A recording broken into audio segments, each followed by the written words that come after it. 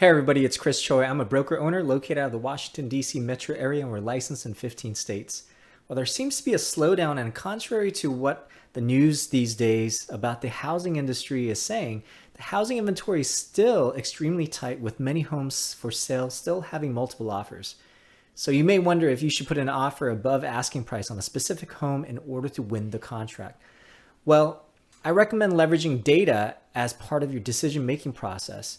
The forecasted appreciation for the county I live in, which is Montgomery County, is expected to be 6.4% over the next year and 24.4% over the next 5 years. This would help me evaluate the amount, if any, that I will be willing to offer above asking price.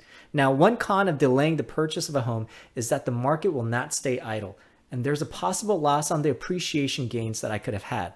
And many people don't consider the additional benefit of amortization that would have occurred while they're waiting. So let me know what questions you may have about a county you're still considering when purchasing a home in, and I'll try my best to respond with some data points. Also, did you hear about the recent Fed's rate hike? If you're curious how this can impact your mortgage rate, check out the video below. Thanks again for stopping by. Have a great day.